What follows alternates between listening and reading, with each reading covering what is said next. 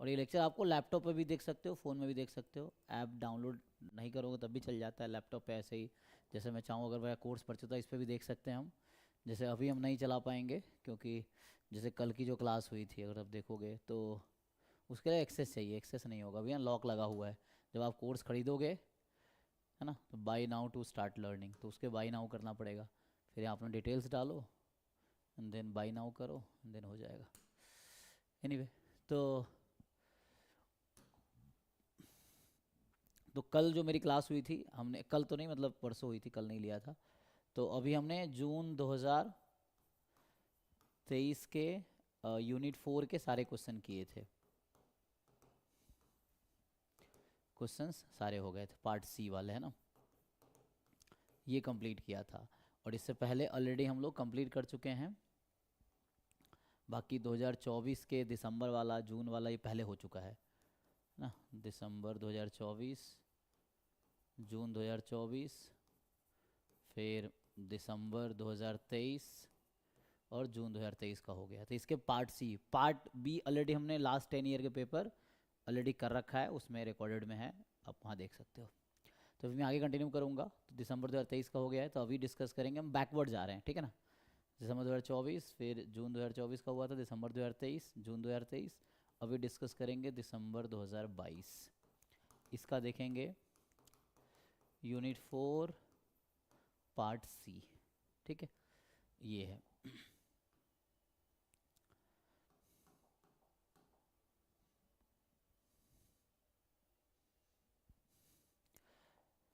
बताओ भाई, किसी का पेपर है, भेजो पेपर और आंसर की भेजो ग्रुप में, तो मैं यहाँ ओपन करता हूँ उसको। अभी देखना हमें दिसंबर 2022 वाला, ठीक है, दिसंबर 2022 का यूनिट 4 देखेंगे। जिसका पेपर और आंसर की ग्रुप में भेजो, उसको डाउनलोड करके भेजता हूँ।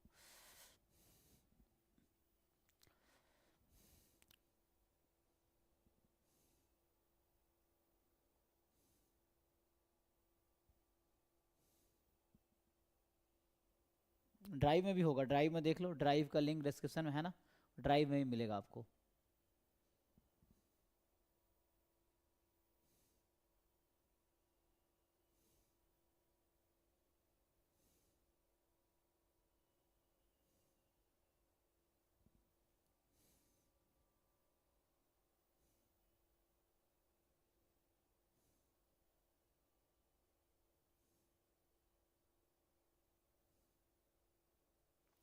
तो दिसंबर वाला एग्ज़ाम कब हुआ था ये भी डिपेंड करता है नहीं, क्योंकि एग्ज़ाम तो 1-2 महीने पहले बाद में होते रहते हैं।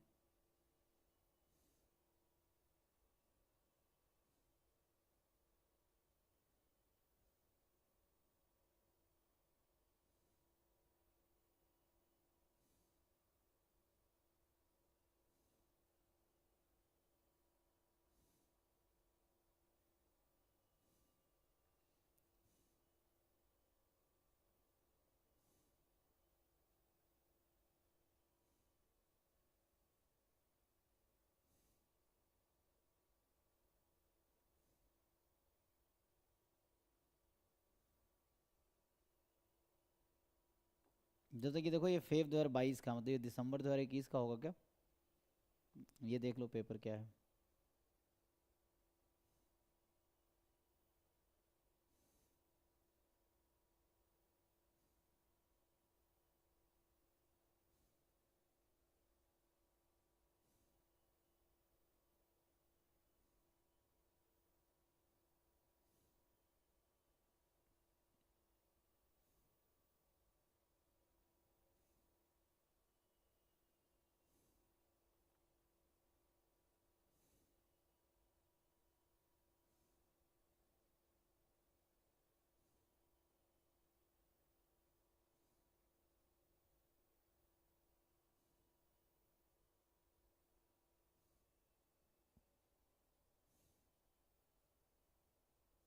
मिल गया जी। तो ये किसका है, सितंबर 2022 का ना, ठीक है।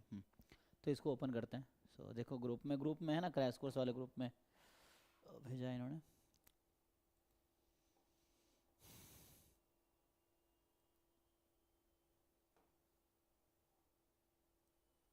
इसमें आंसर की है, इसका आंसर बिना आंसर की का है, ये देखिए आंसर की मिलेगा तो अच्छा रहेगा ना, ताकि हम लोग मैच कर पाएंगे।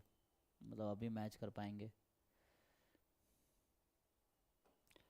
है ना। चेक करो पेपर विथ आंसर की हो, ज़्यादा अच्छा है। तो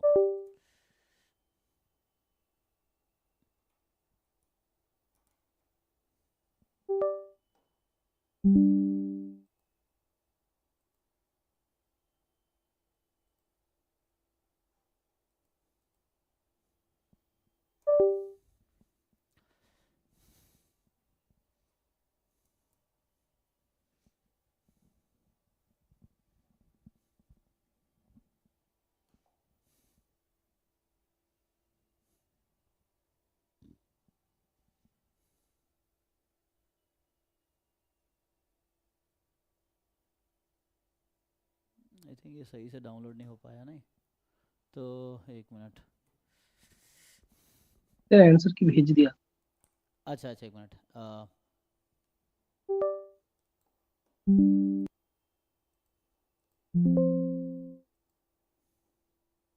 अच्छा, आंसर ये भेज दिया ना, ठीक है, थैंक यू। तो इसको मैं एक बार ओपन करता हूँ पहले।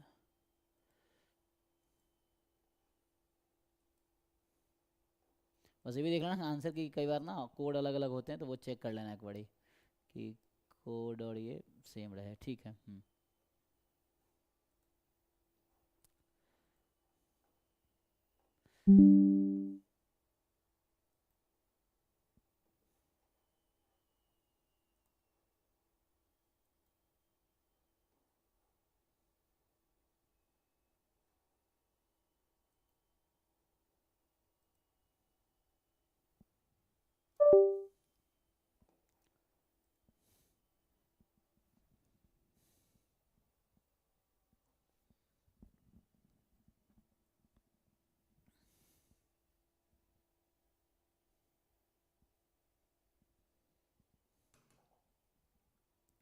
चलो जी, तो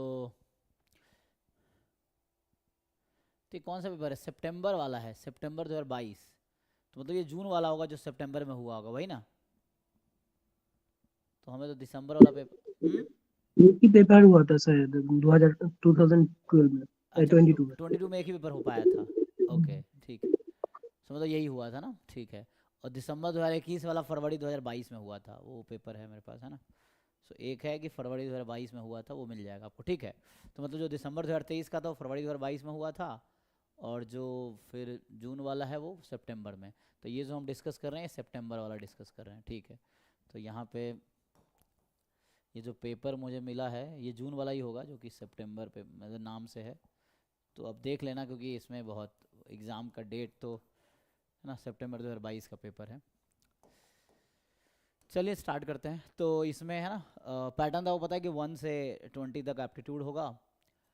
तो एप्टीट्यूड आप खुद ट्राई करो, एप्टीट्यूड भी है ना स्कोरिंग पोर्सन है। तो उसके बाद 21 से लेके 60 तक पार्ट बी होगा, जो कि हम ऑलरेडी डिस्कस कर चुके हैं। आप रिकॉर्डेड लेक्चर देखोगे पास, तो उसमें मिल जाएगा। अभी हमें डिस्कस करना है 103 से 120, जो पार्ट सी का यूनिट 4 है। तो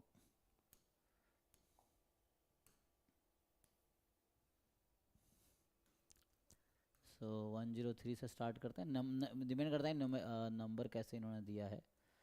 तो है ना, यहाँ से S1 पार्ट सी यूनिट 4, ठीक है। तो यूनिट 4 यहाँ से स्टार्ट है, इन्होंने लेबलिंग अलग से किया है। मतलब जैसे लास्ट पेपर जो हमने डिस्कस किया उसमें 103 से 120 तक टोटल 120 क्वेश्चन आते हैं। तो वैसा ना करके इन्होंने हर पार्ट का अलग अलग वो यूनिट वाइज दिया है। तो वन है ना, यूनिट 4 का ये पहला क्वेश्चन है, ठीक है। यहाँ से इससे पहले ये इंटीग्रल इक्वेशन और सब क्वेश्चन है। तो ठीक है, यूनिट 3 का चल रहा था, तो यूनिट 4 का यहाँ से पहला क्वेश्चन स्टार्ट। चलिए, सो आपसे पूछ क्या रहा है कि, अच्छा ऑप्शन, दिक्कत ये है ना कि इसका ऑप्शन अलग है, वो अलग है, ठीक है। सो अभी के लिए अलग अलग इंपोर्ट कर देते हैं।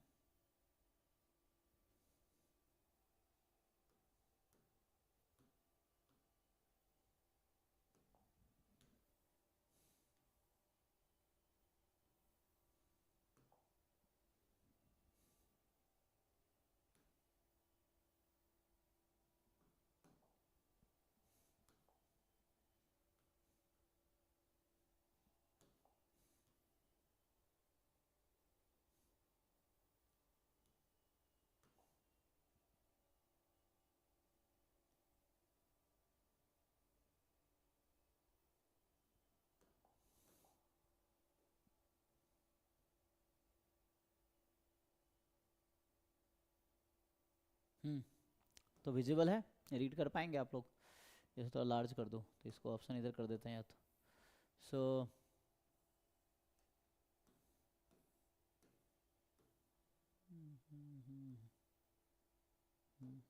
देखिए, तो ये क्वेश्चन है, ये ऑप्शंस हैं आपके पास। तो क्वेश्चन में बोला गया है कि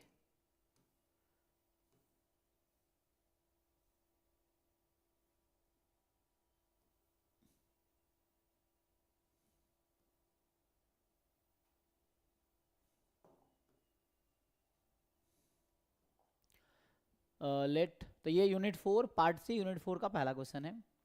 आपको एक ट्रांजिशन प्रोबेबिलिटी मैट्रिक्स गिवन है ना, one step transition probability matrix given है of a stationary Markov chain.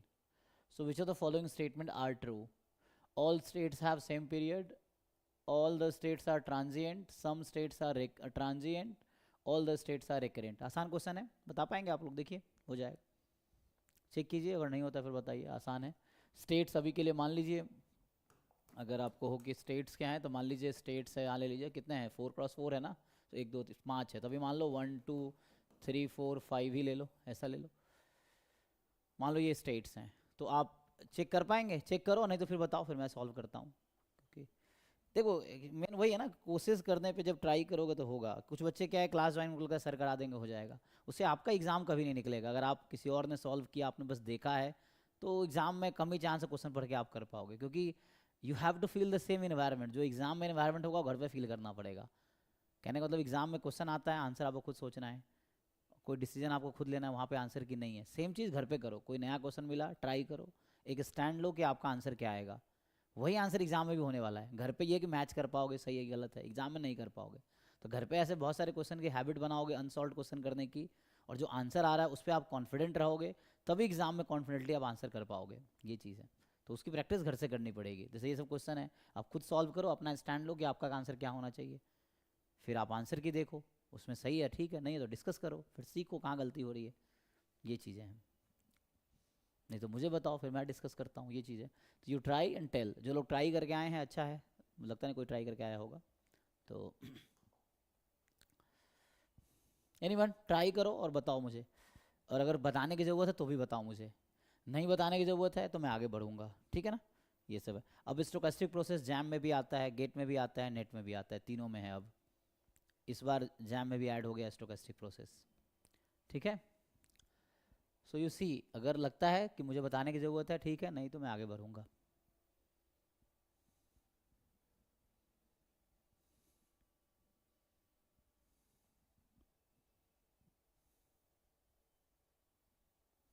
Okay जी, आगे बढ़ें।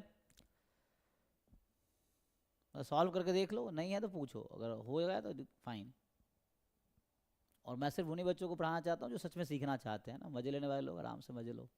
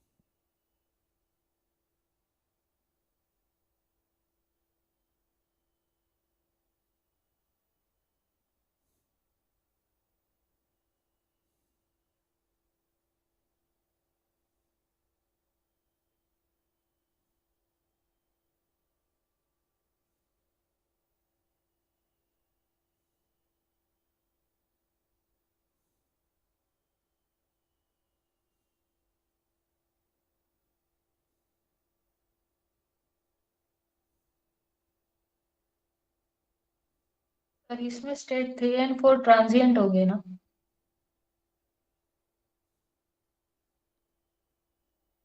वो तो आपको डिसाइड करना है, पहले आप डिसाइड कर लो फिर।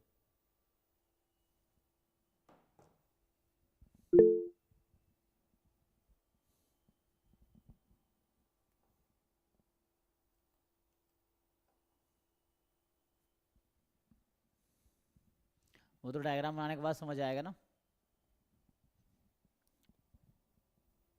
देखिए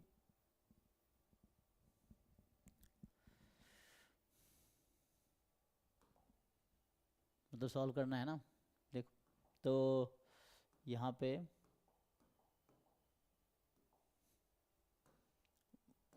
वो तो आपको इतना प्रैक्टिस करना है कि आपका जो आंसर आ रहा है उसमें ज़्यादा कॉन्फिडेंट लगो आप, है ना। वो तो आपको खुद ही डिसाइड करना पड़ेगा।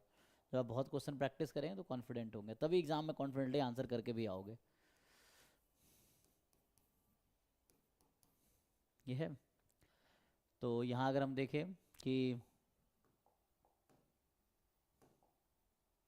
1 2 3 4 5, ठीक है। सो यहाँ पे क्या होगा,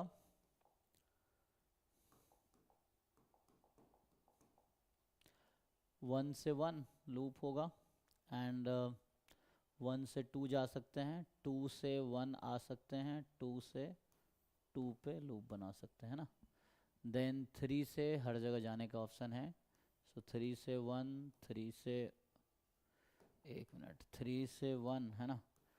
सो 3 से 1, 3 से 2, 3 से 4, 3 से 5, ठीक है। सब जगह आ सकते हैं 3 से।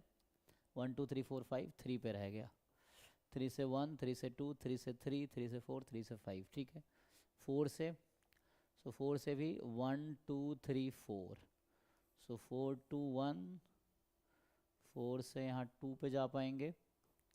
देन 4 से 3 एंड 4 से 4, यही है। तो अब बचा 5, 5 से सिर्फ आप 5 पे रहेंगे। बताइए जी आप क्या कह रहे थे। हाँ जी त्रिवेणी। स्टेट 3 4 ट्रांजिएंट है ऐसे बोल।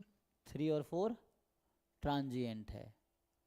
सो 3 से अगर हमने ये रास्ता चूज किया तो एक बार 5 पे आगे there is no way to go back, हाँ तो ट्रांजिएंट है। तो इसमें डाउट क्यों था आपको, मतलब ऐसा क्या था कि डाउट आपको है, मतलब आप पूछ रहे थे या बता रहे थे, क्योंकि तो ऐसे ही दिख रहा है कि ट्रांजिएंट है। 4 में क्या है, 4 से 3 पे गया फिर 3 से 4 चला जाएगा,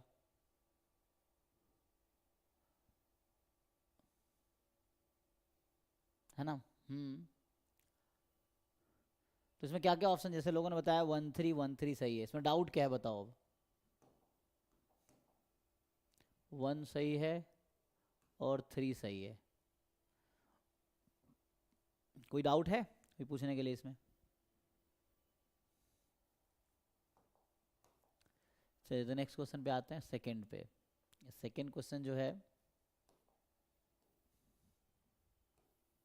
तो ये सब क्वेश्चन मैथ्स बैकग्राउंड वाले लोग भी कर सकते हैं। Stochastic process, random variable, estimation, ये सब आसान है, आप मैथ्स वाले लोग भी अटेम्प्ट कर सकते हैं।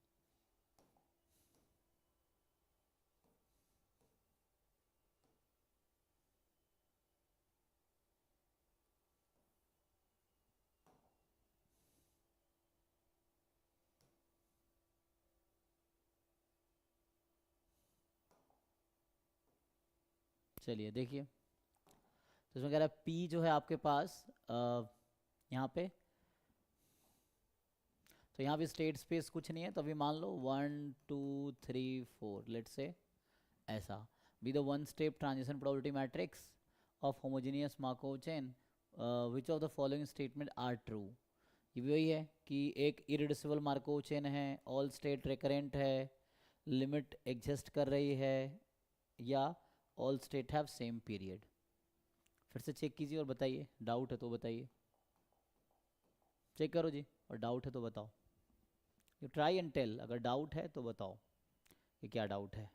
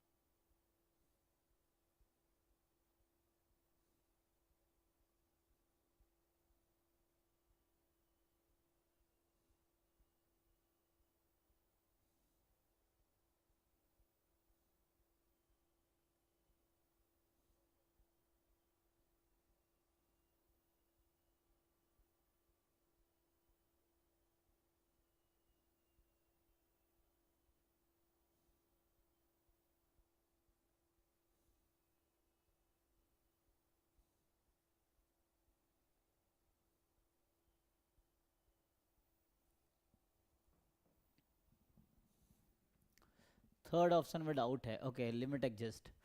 सो आप स्टेशनरी डिस्ट्रीब्यूशन निकाल सकते हैं. निकालिए इसका. क्या स्टेशनरी डिस्ट्रीब्यूशन एग्जिस्ट कर रहा है? एंड चेक कीजिए क्या होगा. पहले तो ये चेक करो क्या ये इरिड्यूसिबल है. आप यस नो में आंसर बताओ, क्यों डाउट है. Is it irreducible? Markov chain aperiodic है क्या? इरिड्यूसिबल, अपीरियोडिक है ना, पॉजिटिव रिकरेंट.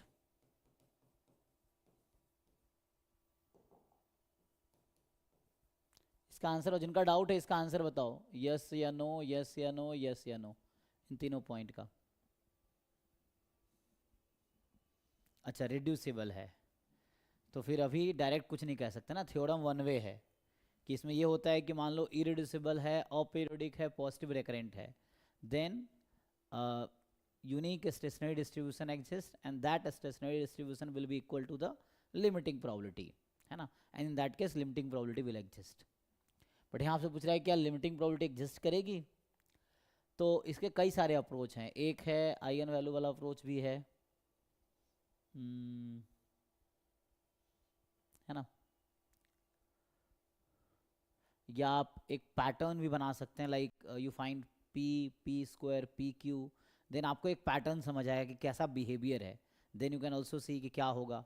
तो दूसरा अप्रोच ये भी है कि आप, है ना, पी स्क्वायर निकालो, पी क्यूब निकालो, पी की पावर 4, देन पैटर्न देखो कि लॉन्ग रन में क्या होने वाला है. तो जब एन इन्फिनिटी होगा तो क्या होगा, तो उसके अकॉर्डिंग आप लिख पाएंगे. ये भी एक तरीका है. तो बेटर यही ट्राई करके देखो कि you find P square, you find P cube, and then you generalise कि p की पावर n, जब n बहुत लार्ज है तो क्या होगा. तो इससे आपको एक इंट्यूशन आ जाएगा.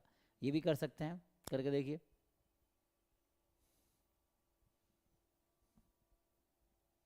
ये तो और भी अप्रोच है ना. You try this one first, then देखते हैं.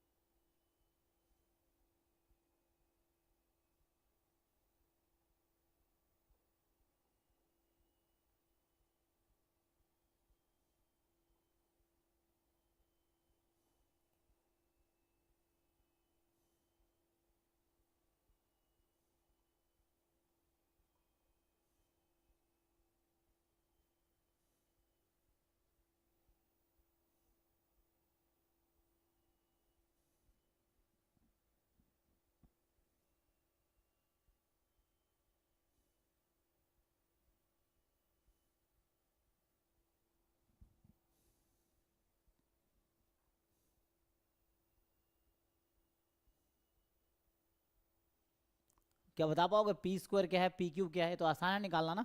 क्या आप मुझे ये बताइए, what is P square and what is P cube. या अगर स्टेशनरी डिस्ट्रीब्यूशन निकाल सकते हो तब भी आप उससे कुछ आइडिया लग सकता है. सो पी स्क्वायर मैट्रिक्स बताओ. इसको थोड़ा सा ही छोटा करता हूं. पी स्क्वायर आइडेंटिटी मैट्रिक्स और पी क्यू पी फिर से आ रहा है. पी क्यूब पी आ गया है ना, ऐसा. ओके तो इससे आपको एक आइडिया मिलेगा अब कि जितने भी ऑड पावर है और इवन पावर है कभी सेम होगा क्या. Like I think U P ये आया, पी क्यूब ये आया, तो यही पी कितना आएगा, एक मिनट, पी स्क्वायर आई है ना, सॉरी. सो पी 4 यही आएगा, पी 6 यही आएगा, एंड सो ऑन. यहाँ से आप निकालोगे तो पी की पावर 5, मतलब कह रहा हूँ ये आई आ जाएगा, है ना. पी स्क्वायर पी क्यूब, आप चेक करो सब आई आएगा. ये तो एग्री करते हैं, है ना जी. So what I'm saying, you find p square, p4, p6, then you see p cube, p5, p7, all will be p. Now you think about this, limit n tends to infinity p raised to power n. अगर odd होगा n तो p आएगा. ये बिल्कुल वैसे ही हो गया जैसे -1 की पावर n का आपको लिमिट निकालने को बोला जाता है. तो आप क्या लिखते हैं इसका आंसर, सीक्वेंस सीरीज में इसका आंसर क्या लिखते हैं आप. What is limit of this sequence. Does not exist. तो यहाँ भी क्या होगा, ठीक है, ओके। हाँ, क्योंकि है ना हर केस में सेम आता, तो इससे एक आइडिया मिल जाता है, जैसे पावर निकाल के ना, so you see they are different, so it will never lead to a single matrix, and you know limit must be unique if it exist, तो यूनिक तो है नहीं, सो दैट्स वाई। ओके, तो सी 3 वाला इसलिए गलत है, जैसे है ना, तो आप लोग ऑलरेडी आंसर बता चुके हैं कि 2 और 4 आया है, 3 गलत है और 1 गलत है, ठीक है जी।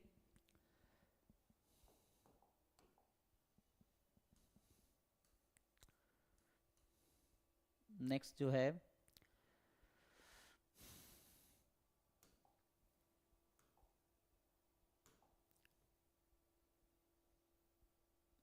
अब ये हाफ है ना, अभी आगे आएगा, 2 ऑप्शंस कितने, 3 आए ना, सो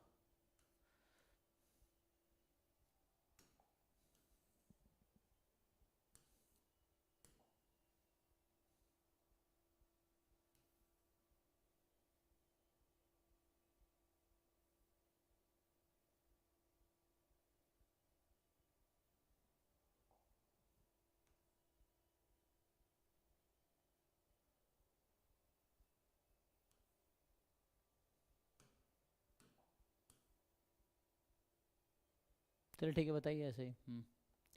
तो क्या आएगा? हम्म तो क्वेश्चन क्या है, पूरा क्वेश्चन ये हो गया, full question is this, visible है?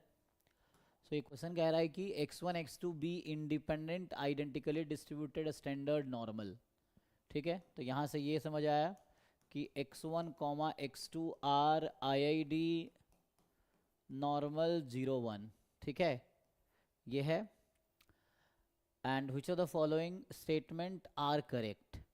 तो अब आपसे पहला में पूछ रहा है कि what is the expectation of, तो ये आई थिंक पिछले क्लास में हमने मॉड वाला केस डिस्कस किया था अभी कुछ दिन पहले, जो 2-3 क्लास पहले डिस्कस किया था मॉड के साथ, तो ये तो आसान है, आप देखिए इसका फॉर्मूला क्या 1/√पाई होगा, ये ऑप्शन ए कह रहा है या 1 कह रहा है, और दूसरा आपसे कह रहा है conditional expectation of x1 given this is this, then this is independent, this is independent, check करो, तो ये तो ऑप्शन आपके पास ऑलरेडी है, यू ट्राई, बताइए चेक करके, ये सब बेसिक क्वेश्चन है ना, तो चेक करके बताइए क्या आंसर आएगा, और नहीं समझ आ रहा तो फिर बताइए।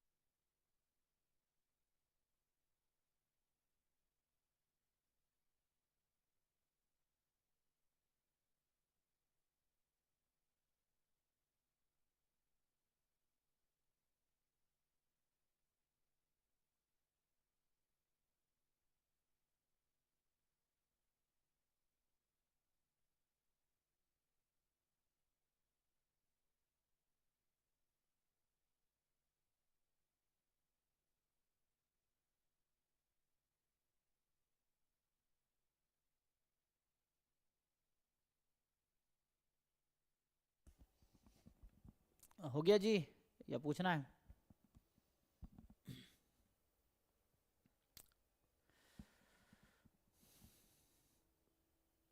चेक करके देखो क्या होगा।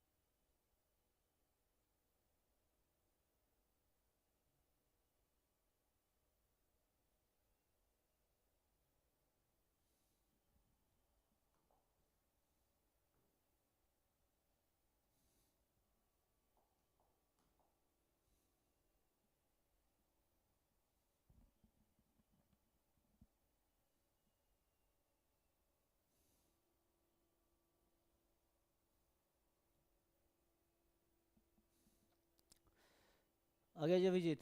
सो कुछ डाउट है किसी ऑप्शन में किसी को? ये सब बेसिक रिजल्ट है, इसमें कुछ खास नहीं है। ये ऑप्शन में है कि काई स्क्वायर गामा हो जाएगा, और गामा में ये थ्योरम होता है कि एक्स प्लस वाई और एक्स अपन वाई इंडिपेंडेंट होगा अगर एक्स वाई गामा है तो वैसे ही हो जाएगा। ये आप कोवेरियंस निकाल लो, आई थिंक 0 हो जाएगा, क्योंकि ये बाई वेरिएट भी हो जाएगा। x1 x2 का डिस्ट्रीब्यूशन बाई वेरिएट नॉर्मल 0 0 1 1 0 ये हो जाएगा। तो बाई वेरिएट में इफ ऑन लीफ होता है, तो इसका कोवेरियंस निकालो, 0 आ जाएगा तो इंडिपेंडेंट हो जाएगा। फिर x1 given x1 plus x2, तो आपको कंडीशनल एक्सपेक्टेशन का फॉर्मूला पता होगा बाई वेरिएट नॉर्मल में, वो लगा दो। लेकिन यहाँ बाई वेरिएट ये बनेगा x1 और x1 प्लस x2 का, तो इसका बाई वेरिएट नॉर्मल डिस्ट्रीब्यूशन निकालो, फिर इसका कंडीशनल आ जाएगा, आएगा तो इससे निकाल लो क्या आएगा। एंड यहाँ पे मैक्सिमम है तो सिंपल डिस्ट्रीब्यू उससे आ जाएगा, आप फॉर्मूले से आ जाएगा। मतलब कहने का मतलब डेफिनेशन जो है ना, maximum of x1 comma x2, तो ये डबल इंटीग्रेशन। मुझे कोई ऑप्शन अगर सॉल्व करना है तो बताओ, अगर आप लोगों का हो गया तो बहुत अच्छा है।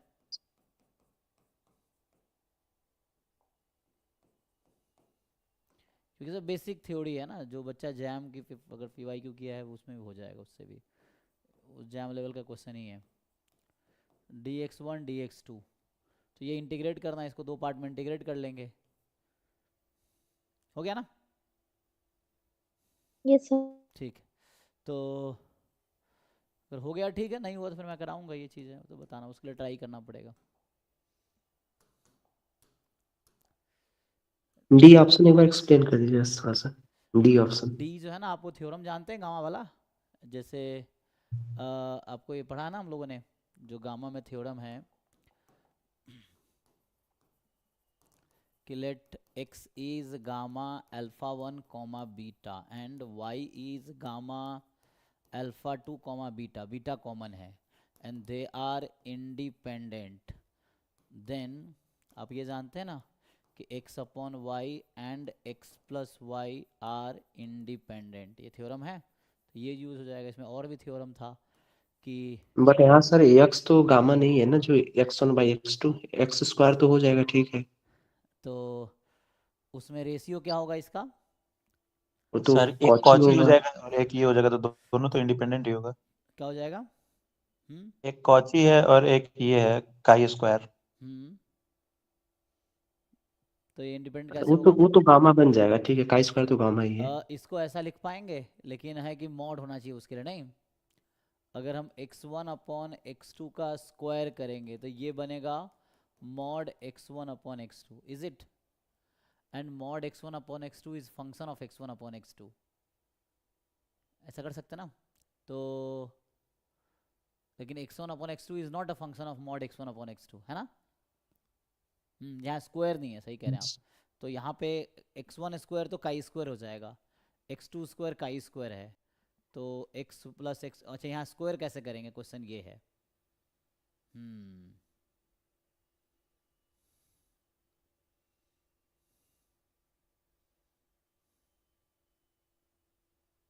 अच्छा x1 square upon x2 square होता तो आसानी से हो जाता नहीं, यहाँ पे जैसे आपका होता x1 square upon x2 square, तो काई स्क्वायर 1 काई स्क्वायर 1 और गामा दोनों गामा हो गया, ये भी गामा हो गया, आसानी से हो जाता। यहाँ दिक्कत है x1 अपॉन x2 का, तो बताओ भाई, क्योंकि ये जो है this is a function of x1 x2, लेकिन मतलब mod x is function of x is not a function of mod x, ठीक है ना। मतलब हम ये जानते हैं ना कि x y इंडिपेंडेंट होगा तो function of x and function of y are independent, ये चीज़ है। तो जैसे मैं अगर ये कह रहा हूँ कि देखो मैं क्या कह रहा हूँ, इस थ्योरम से क्या प्रूव होगा जो हमने लिखा है, तो इससे ये हम जस्टिफाई कर पाएंगे कि मतलब इस थ्योरम से हम ये प्रूव कर पाएंगे इस क्वेश्चन में, इस वाले क्वेश्चन के करस्पॉन्डिंग बात कर रहा हूँ, फोर्थ ऑप्शन जो है, तो उसमें हम ये लिख पाएंगे कि हाँ x1 square plus x2 square and x1 square upon x2 square are independent, है ना, ये हम लिख सकते हैं। सो ये इंडिपेंडेंट होगा ड्यू टू दिस थ्योरम। लेकिन यहाँ चक्कर ये है कि आपको अपॉन में x1 अपॉन x2 दिया हुआ है, तो x1 अपॉन x2 का होल स्क्वायर है, तो ये ज़रूर है, जैसे मान लो है ना, कहीं हमने देखा था ऐसा एग्जाम्पल जहाँ X square and Y square independent था but X and Y are not independent. उसकी वजह ये है कि X is not a function of X square. जहाँ एक्स वाई इंडिपेंडेंट है वहाँ X square Y square independent होगा ही, लेकिन जहाँ पे X square and Y square independent does not guarantee कि एक्स वाई इंडिपेंडेंट होगा। तो सेम लॉजिक यहाँ पे है एक्चुअली, कि यहाँ पे स्क्वायर इसका इंडिपेंडेंट, अगर इसको लिखते हैं हम तो इसको मैं रेशियो में ऐसा लिखूँ है, तो इसको थोड़ा और सोचना पड़ेगा या फिर गलत होगा, है ना, तो इसको देखना पड़ेगा। तो फोर्थ में ही डाउट है ना, इसको भी बताते हैं।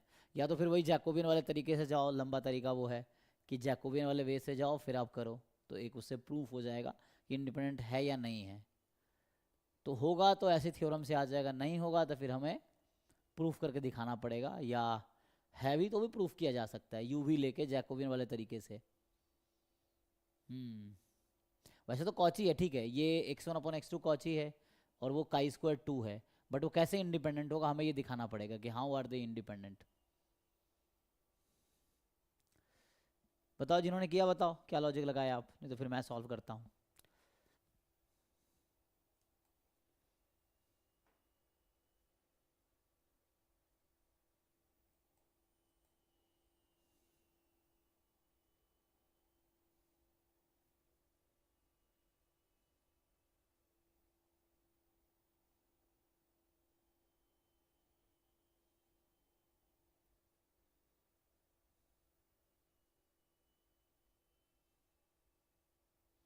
ठीक है, देखिए तो फिर सॉल्व करते हैं इसको, है ना। तो अभी के लिए हमें कुछ तो लॉजिक लगाना पड़ेगा यहाँ पे, नहीं, चलिए तो इसको ट्राई एंसिलरी स्टैटिस्टिक से होगा जी, एंसिलरी स्टैटिस्टिक। एंसिलरी, ओके देखते हैं ट्राई करके, हाँ वो भी सोच सकते हैं। तो आप बस उस थ्योरम की तरह सोच रहे हैं, नहीं, तो x1 अपॉन x2 कॉची 0 1 हो गया, तो ये पैरामीटर से फ्री, लेकिन वहाँ पैरामीटर तो था ही नहीं पहले। तो मान लीजिए अगर होता भी ठीक है, मान लीजिए नॉर्मल 0 थीटा या इस तरह कुछ, लेकिन पैरामीटर यहाँ तो है ही नहीं ना, यहाँ तो पैरामीटर है नहीं, तो कैसे आप उससे प्रूव करेंगे। तो कंप्लीट सफिशिएंट एंसिलरी है, कंप्लीट सफिशिएंट फ्री होता है एंसिलरी से, मतलब इंडिपेंडेंट है, कंप्लीट सफिशिएंट जैकोबियन से ही होगा। है ना। तो जैकोबियन से लेंदी थोड़ा होगा, कोई शॉर्टकट ढूंढे, वरना जैकोबियन से तो हो ही जाएगा। देखो ये लॉजिक हम जो मैं जो सोच रहा था वो ये लॉजिक था, लेकिन इसमें है कि यहाँ स्क्वायर है, दिक्कत ये है ना। तो x1 square plus x2 square independent है। अच्छा आंसर की जिन्होंने बताया था क्या बताए थे, 1 3 4, अच्छा 2 गलत है, देख लेना क्या हो, तो फॉर्मूले से आ जाएगा, बाईवेरिएट नॉर्मल का एक्सपेक्टेशन से आ जाएगा, है ना। तो अभी के लिए या तो जैकोबियन से जाना पड़ेगा, और कोई रास्ता समझ तो आ नहीं रहा, है ना, क्योंकि x1 स्क्वायर, क्योंकि हम कैसे लिख पाएंगे इसको, हम कुछ ऐसा, हमें ये पता this is independent of this, so can we write this as just x1 upon x2, लेकिन x1 x2 का सपोर्ट क्या है, रियल नंबर है,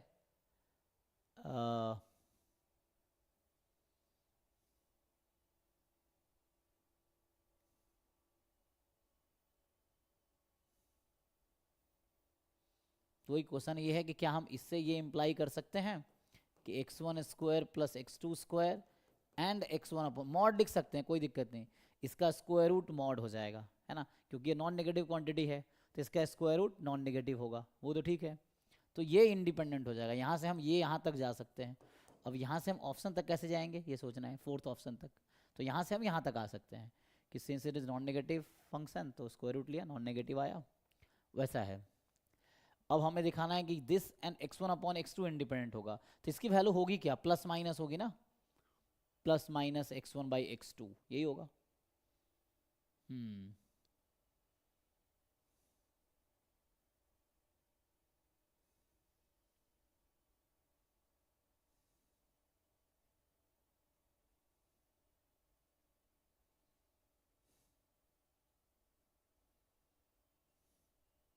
ये तो हमेशा पॉजिटिव रहेगा, है ना, even you take square root और नॉट, बट ये इससे इंडिपेंडेंट है।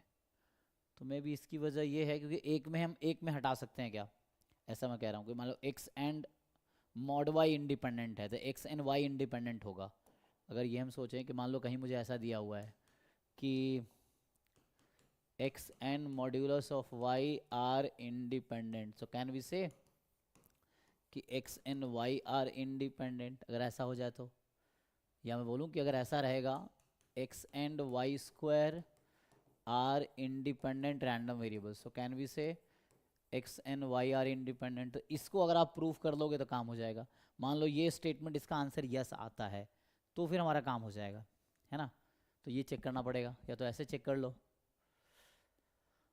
तो हमें वो गिवन है और ये चेक करना है, नहीं तो फोर्थ तरीका वही है, कुछ समझ नहीं आ रहा था, फोर्थ का वही होगा कि आप भाई एक कहा ना, हमें तो पता ही है, सो आप u लो, you take x1 square plus x2 square and v you take x1 upon x2, Jacobian वाला तरीका लगाओ, f ऑफ इंडिविजुअली u भी आप जानते हो, है ना, मार्जिनल आपको पता है कि काई स्क्वायर 2 है और v कॉची 0 1 है, मार्जिनल पता है, मेन हमें चाहिए ज्वाइंट, ताकि हम ये चेक कर सके कि ज्वाइंट इज प्रोडक्ट ऑफ मार्जिनल्स, ऐसा है या नहीं है, ठीक है ना। तो ये आपको निकालना पड़ेगा, तो ये कहाँ से आएगा, mod of Jacobian time f of x1 x2 x1 x2। अब ये चेक करो क्या ये इक्वल है F U of u into F V of v, so ये चेक करना पड़ेगा, करके देखिए यहाँ से आ जाएगा। सो ये भी बहुत लेंदी नहीं है, मतलब बस आपको जैकोबियन निकालने का मेहनत है, बाकी तो पता ही है, उसमें ब्रेक करो, सो जैकोबियन निकाल लो, बाकी काम हो जाएगा। यू फाइंड जैकोबियन, जैकोबियन क्या होता है, तो हम लोग ट्रांसफॉर्म कर रहे हैं एक्स वाई से यू वी को, है ना, तो आएगा del x1 x2 upon del U V, यही है। इसको उल्टा भी कर सकते हो, 1 अपॉन जे आपको आसान लगे निकालना तो ये निकाल लो, ठीक है, और ये डिटर्मिनेंट है, तो इससे करके देखिए जी, अवनीश, मतलब हो जाएगा मुझे लगता है। यहाँ भी अगर ये आपको चेक करना है, ये आपको चेक करना, अगर इसका आंसर यस है तो काम हो जाएगा। हमने ये देखा था कि X square and Y square are independent does not guarantee X and Y are independent, but यहाँ पे एक में ही चेंज आ रहा है बस, यहाँ मॉड वाई को हम वाई कर रहे हैं या वाई स्क्वायर को वाई कर रहे हैं। So I think this may work, मुझे याद नहीं है, प्रूफ लिखना पड़ेगा इसके लिए, तब जाके पता चलेगा। सोचो अगर इस पे है, या तो ये तरीके से इजीली हो जाएगा, तो यहाँ से आप ये चेक कर लो तो इससे आ जाएगा, और आई थिंक इससे इंडिपेंडेंट हो जाएगा वो। देखो और कुछ क्वेरी है तो पूछो। 2 भी करेक्ट है। ऐसे भी हो सकता है क्या, x1 x2 को कार्टेशियन में मान लिया r cos थीटा और sin थीटा, वो r स्क्वायर हो जाएगा, cot थीटा हो जाएगा, थीटा और r इंडिपेंडेंट होगा, तो ऐसे बोल सकते हैं क्या? अच्छा यहाँ पे कोऑर्डिनेट ब्रेक कर रहे हैं, अच्छा तो मतलब आप ऐसा नहीं, मान x1 r cos थीटा हो गया और x2 जो है r sin थीटा हो गया, तो x1 square plus x2 square basically ये r स्क्वायर हो आर जाएगा, स्क्वायर हो गया, यहाँ थीटा आ गया, और जो वो केवल cot थीटा हो जाएगा। हाँ तो मतलब, तो वहाँ पे थीटा और r तो इंडिपेंडेंट होता है ना। और चूंकि यहाँ पे सपोर्ट डिपेंड करता है क्वेश्चन पे, लेकिन यहाँ पे फ्री है क्योंकि यहाँ पे सपोर्ट आपका पूरा आर स्क्वायर है ना, मतलब सपोर्ट यहाँ पूरा आपका एक्स वाई प्लेन है ना, तो थीटा तो 0 से 2 पाई में होगा इरेस्पेक्टिव ऑफ आर, तो यहाँ पे थीटा और आर इंडिपेंडेंट है। कई जगह ऐसा होता है ना कि आर थीटा डिपेंड कर जाता है, यहाँ पे तो उससे फ्री बोल है। सकते हैं। हाँ, ऐसा सोच तो सकते हैं, क्योंकि ये कार्टेशियन कोऑर्डिनेट्स हैं इन जनरल, ये x1 एक्सिस है, ये x2 एक्सिस है, तो कोई भी रैंडम पॉइंट x1 x2 जैसा होगा, एंड कार्टेशियन फॉर्म में x1 x2 है, तो उसको हम पोलर फॉर्म में कन्वर्ट कर सकते हैं। एंड पोलर फॉर्म में कन्वर्ट करेंगे तो हमने यहाँ किसने कहा, ये आर स्क्वायर रैंडम वेरिएबल हो गया, और ये जस्ट आर तो कैंसिल हो जाएगा, हाँ तो वही आप करें, कॉट थीटा हो जाएगा यहाँ से। तो कॉट थीटा में थीटा और आर दो इंडिपेंडेंट रैंडम वेरिएबल यहाँ पे है, क्योंकि आर की वैल्यू जो होगी वो 0 से इन्फिनिटी में होगी, that does not depend on theta, and theta की वैल्यू 0 से 2 पाई में होगी, that does not depend on R. तो since R and theta are independent, so we can say, तो ये वर्क करेगा, this will work, this is also okay. यहाँ पे वर्क करेगा, है ना। कुछ डिस्ट्रीब्यूशन दिक्कत होगी, जैसे जहाँ पे आर रेस्ट्रिक्टेड है या थीटा रेस्ट्रिक्टेड है, तो वहाँ पे हो सकता है आर और थीटा पे डिपेंड करे, है ना। वैसा जैसे हमारे एग्जांपल के लिए, जैसे ये लॉजिक वहाँ काम नहीं करेगा जहाँ रहता है ना y less than equal to 2x, तो वहाँ शायद दिक्कत हो सकती है, या 2x स्क्वायर ऐसा कुछ है ना, तो इस तरह से रहेगा, तो फिर उसमें यहाँ तो डायरेक्ट ही दिख रहा है, डिपेंड कर रहा है यहाँ तो। है ना, तो यहाँ पे डिपेंडेंट हो जाएगा, हाँ उस तरह से, मतलब ज्वाइंट अगर ऐसा रहेगा और इस तरह का फंक्शन रहेगा तो भी दिक्कत है। आई थिंक ये वहाँ वर्क करेगा, जो आप कह रहे हैं ना वर्क करेगा, सो ठीक है ना, तो उससे हो जाएगा, नहीं तो इससे तो आ ही जाएगा, और जो आपने बताया वो भी सही है, उससे भी वर्क करेगा, ठीक है। बाकी 2 भी बता रहे हैं सही है, फिर तो चारों ऑप्शन सही हो जाएगा यहाँ पे, जैसे आप लोगों ने बताए, है ना, 1 2 3 4, ठीक है। तो आप जो बता रहे हैं वो ठीक है, दैट कैन बी वर्क, क्योंकि ये कार्टेशियन फॉर्म में, मतलब बाईवेरिएट नॉर्मल है ना, तो कार्टेशियन फॉर्म है, पोलर फॉर्म में कन्वर्ट होके आ जाएगा, और यहाँ पे आर जो है, रेडियस जो है वो भी एक रैंडम वेरिएबल होगा, और थीटा भी एक रैंडम वेरिएबल होगा उसके अकॉर्डिंगली। चलेगा। और डाउट है किसी को, पूछिए जी, ठीक है, नहीं था ना। और मुझे लग रहा था यहाँ भी वर्क कर जाए, क्योंकि एक को चेंज नहीं कर रहे ना, सो आई थिंक मे बी इसका आंसर यस हो, बट ये प्रूफ लिखना पड़ेगा ना, तो इससे भी काम हो जाएगा, तो ऐसा कर देंगे तो देखिए, ठीक है, जो आपने कहा वो भी सही है। तो दूसरा देखो, ये भी आसान ही है, तो इसको देखते हैं।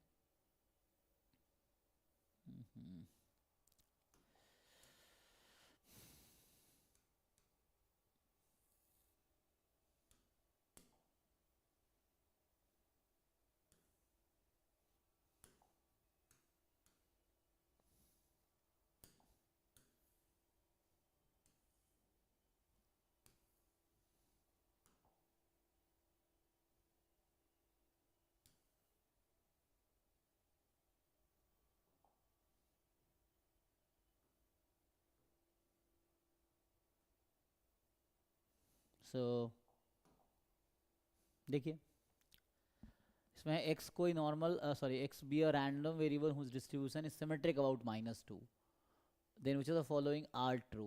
x डिस्क्रीट है, ऐसा है तो ऐसा होगा, x डिस्क्रीट है, ऐसा है तो ऐसा होगा, x एब्सोल्युटली कॉन्टिन्यूअस है तो ऐसा होगा, है ना, एंड x कॉन्टिन्यूअस ऐसा होगा, ठीक है, बताइए। तो ये तो बेसिक रैंडम वेरिएबल के कॉन्सेप्ट पे और सिमेट्रिक के डेफिनेशन पे है, तो आप सिमेट्रिक रैंडम वेरिएबल का डेफिनेशन देखिए और उसको अप्लाई कीजिए, ट्राई करके देखें तो फिर पूछिए, ये है।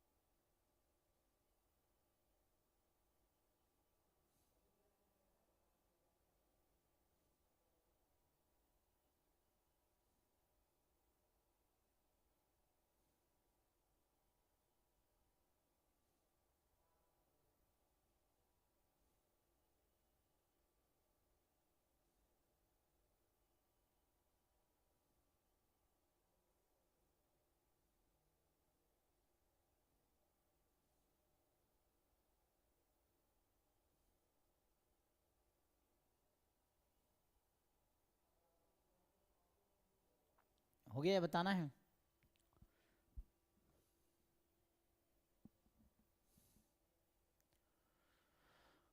डिस्क्रीट है, इस पे इतना है तो ये इतना होगा।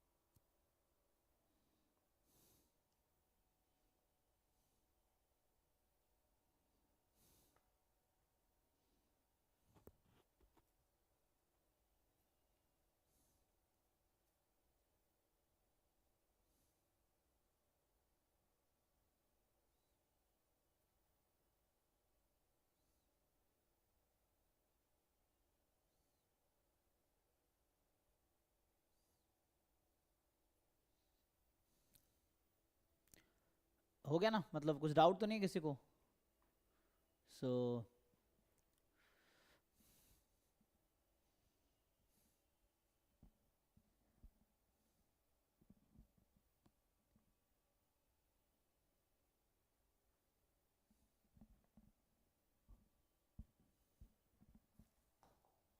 ठीक है, नेक्स्ट देखिए। तो इसमें जो है पांचवा,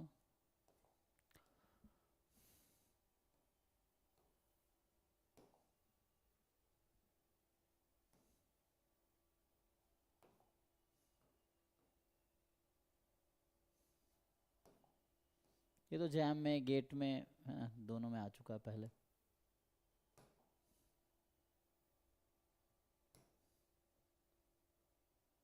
देखिए, तो इसमें बोल रहा है कि है ना, x जो है एक्सपोनेंशियल 1 है, y ग्रेटेस्ट फंक्शन। ये तो थ्योरम है ना, अगर जिन लोगों को याद होगा कि क्या है जी, x is exponential 1, symmetric 1 minus e to the power minus lambda, है ना। तो greatest integer function of x जो होता है ज्योमेट्रिक 1 माइनस ई की पावर माइनस लैम्डा, लैम्डा यहाँ 1 है। और सपोर्ट क्या होगा इसका, मान लीजिए y है लेट से, तो y का सपोर्ट क्या होगा, x का सपोर्ट तो था, यहाँ जो x का सपोर्ट है वो 0 से इन्फिनिटी में है, तो y का सपोर्ट क्या होगा, y क्या वैल्यू ले सकता है, 0 से 1 में 0, 0 1 2, मतलब नंबर ऑफ फेलियर वाला केस है ना। ठीक है, तो ये थ्योरम है हिंट के लिए आपका, अब यूज़ कीजिए।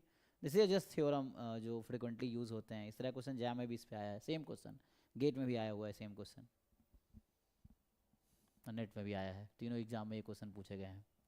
इन जनरल यहाँ अगर लैम्बडा होता तो यहाँ लैम्बडा हो जाता, बस ये डिफरेंस है। तो अब तो मुझे लगता है बताने की ज़रूरत नहीं है, चेक कर लीजिए, और किसी को डाउट है तो पूछिए। स्टिल है ना, अगर आपको कुछ डाउट है यू कैन आस्क, ट्राई करो। और मैं कह रहा हूँ घर पे क्वेश्चन सॉल्व नहीं हो रहा है आपसे तो एग्ज़ाम में भी सॉल्व नहीं होगा। घर पे अगर 10 क्वेश्चन कर पा रहे हो, एग्ज़ाम में 7-8 होगा, ये है। घर में अगर सॉल्व करके 200 में 200 मार्क्स आ रहा है तो एग्ज़ाम में 150, 160, 170 आ सकता है। घर पे अगर 100 आ रहा है, एग्ज़ाम में 80 आएगा, ये है। इसलिए PYQ बैठ के as a mock test solve करो, PYQ खुद पता चल जाएगा आप कितने पानी में हो और एग्ज़ाम में क्या होने वाला है, ये चीज़।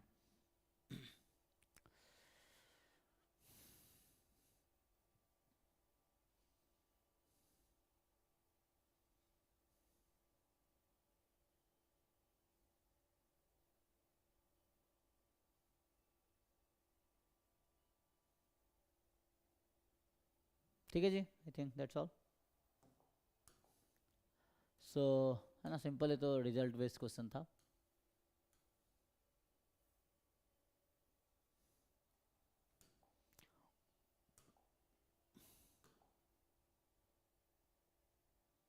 देखिए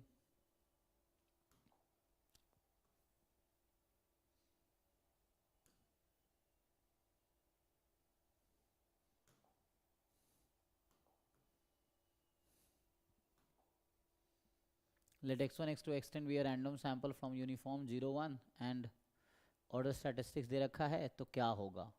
ओके तो इसमें अगेन थ्योरम है, जानते हो ना आप लोग।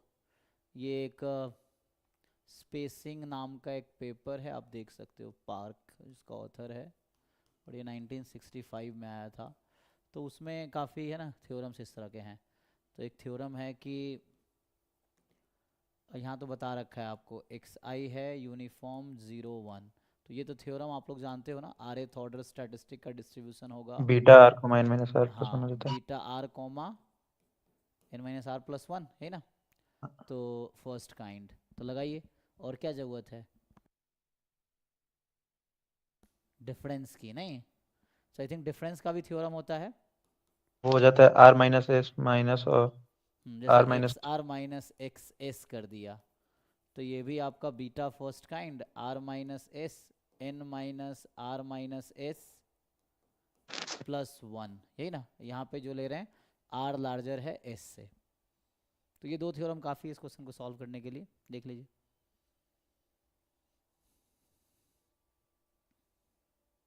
किसी को डाउट है तो पूछिए, है ना। दिस टू थ्योरम इनफ है।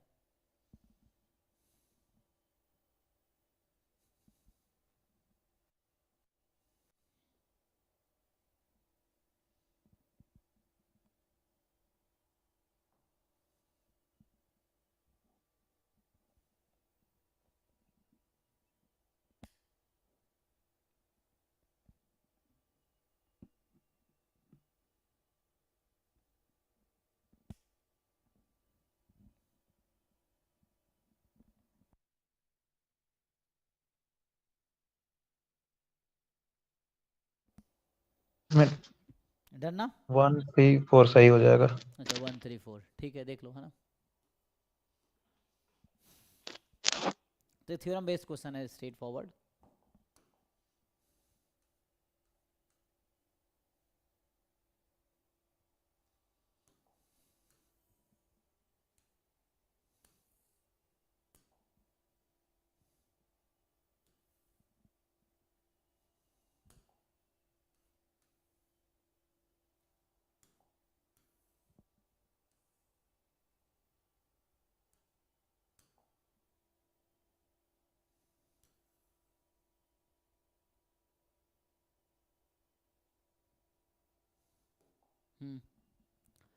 देखिए और बताइए इसमें क्या है। X I sequence of I I D Bernoulli P है ना, Bernoulli with parameter P.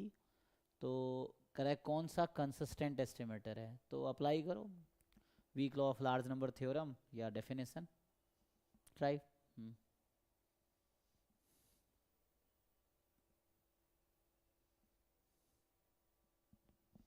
Check कीजिए और बताइए, डाउट है तो बताइए, हो गया तो बताइए।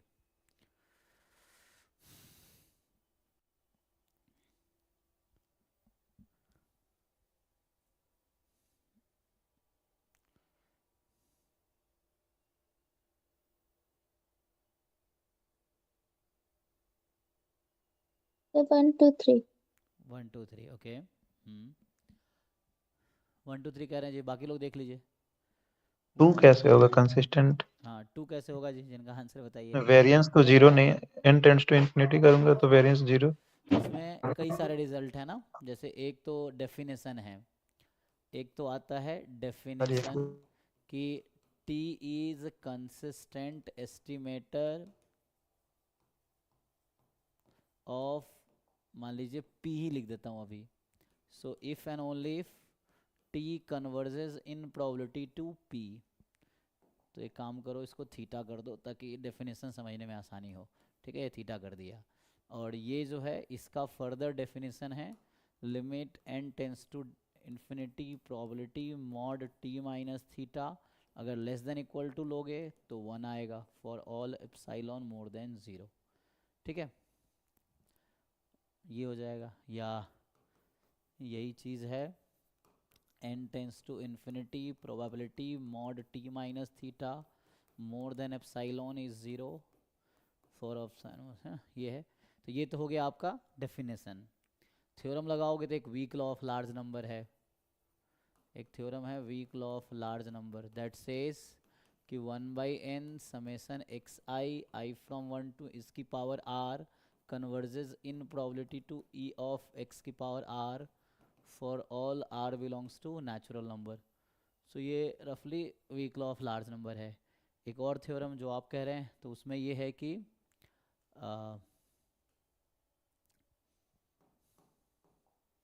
जो एक थ्योरम है कि इफ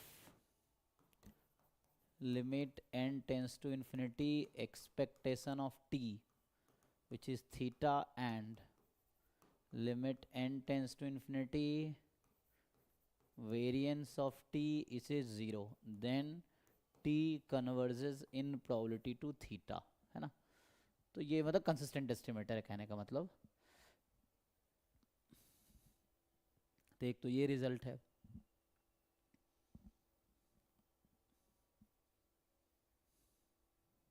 अब यूज कीजिए और बताइए फाइनल।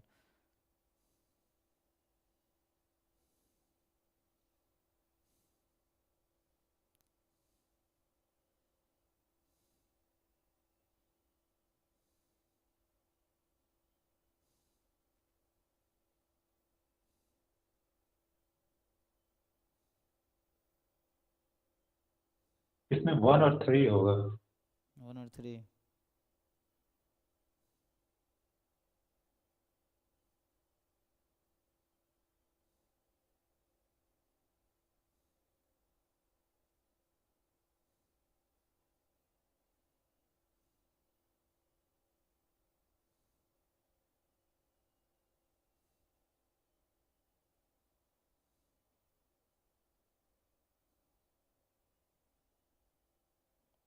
ठीक है। किसी को डाउट है तो बी ऑप्शन में डाउट है, चेक करो ये सेटिस्फाई कई सारे तरीका है। अच्छा 2 में डाउट है, देखिए 2 देखते हैं। तो सिंगल रैंडम वेरिएबल कन्वर्ज नहीं करेगी, ठीक है ना, इट विल नॉट कन्वर्ज। होता क्या है ना, n जो यहाँ n टेंस टू इन्फिनिटी आपको दिखता है that is the sample size, ठीक है, वो इंडेक्स वाला n नहीं है। सो सिंगल रैंडम वेरिएबल ऐसे कन्वर्ज नहीं करेगी in probability to some parameter unless it is degenerate, है ना। तो यहाँ पे अगर प्रूफ करना है जैसे मान लो b को, हाँ उसमें तो वेरिएंस दिखा देंगे कि नॉट इक्वल टू 0 है तो हो जाएगा। अच्छा वेरिएंस नॉट इक्वल टू 0 है, लेकिन एक्चुअली ना ये वन वे थ्योरम है। हाँ ये थ्योरम ना वन वे है, अगर ऐसा होता है तो इसकी गारंटी है, अगर ऐसा नहीं होता तो आप कुछ नहीं कह सकते। तो उसके लिए आपको डेफिनेशन से जाना पड़ेगा। तो जैसे अभी मान लीजिए जैसे बी ऑप्शन चेक करना है मुझे, तो बी में मुझे चेक करना है कि limit n tends to infinity, मतलब अभी मुझे ये चेक करना है। अभी के लिए मैं डेफिनेशन लगाता हूँ सिंपल। तो डेफिनेशन लगाऊं तो इसमें ये कहना चाह रहा है 1/2 xn plus xn plus 1 this converges in probability to p। ये कैपिटल P है, ये स्मॉल p है। ऐसा होगा क्या, मैं चेक करना है मुझे कि क्या ऐसा होगा, ये चेक करना है। तो आपको ये नहीं समझना कि यहाँ पे 2 है एवरेज हो गया। x बार में सैंपल मीन n होता है, वहाँ x बार जो है n के लिए होता है, ये n है इसी के लिए वैलिड है। तो यहाँ weak law of large number will not work. तो अभी के लिए आपको चलो डेफिनेशन से करके चेक करते हैं। तो डेफिनेशन ये कहता है अगर t कन्वर्जन प्रोबेबिलिटी थीटा तो ऐसा होना चाहिए, कोई एक लगा लो। तो अभी के लिए तो मैं आपसे पूछूं यहाँ पे इसका डिस्ट्रीब्यूशन क्या होगा। यहाँ तो जो xn है वो बर्नौली p है, यही ना, xn प्लस 1 भी बर्नौली p है। तो xn प्लस 1 बाइनोमियल 2, p होगी, ठीक है यहाँ तक, ओके। तो अब आपको अगर यह निकालना है, मान लो ये है ऐसा, ऐसा कब होगा, if and only if limit n tends to infinity probability, इनमें से कोई एक लिखो। तो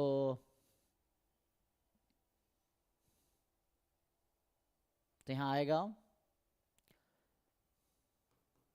half xn plus xn plus 1, यही है ना, इसका मॉड लगाने का नीड, अच्छा इस माइनस पी ना, minus P, T minus P है ना, कोई भी एक ले लो तो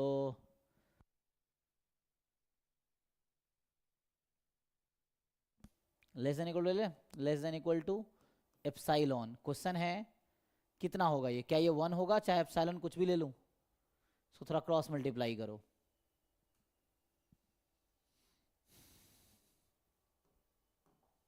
तो ये कब ऐसा होगा, वैसे जहां ये फेल होता है ऑलमोस्ट वहां पे ऐसा ही होता है जनरली कि ये नहीं होगा, लेकिन चूंकि ये थ्योरम वन वे है, इफ एंड ओनली इफ नहीं होगा थ्योरम ये, तो यहाँ दिक्कत है। सो इसको अगर थोड़ा हाफ से मैं मल्टीप्लाई कर दूं पूरे को, तो ये हो जाएगा xn plus xn plus 1 minus P, ये less than equal to epsilon, अच्छा 2 से मल्टीप्लाई किया ना तो यहाँ 2p हो जाएगा, यहाँ 2 एप्साइलॉन। अब ये क्या होना चाहिए था, 1 होना चाहिए था, ठीक है था ना, for all epsilon more than 0, for all epsilon more than 0।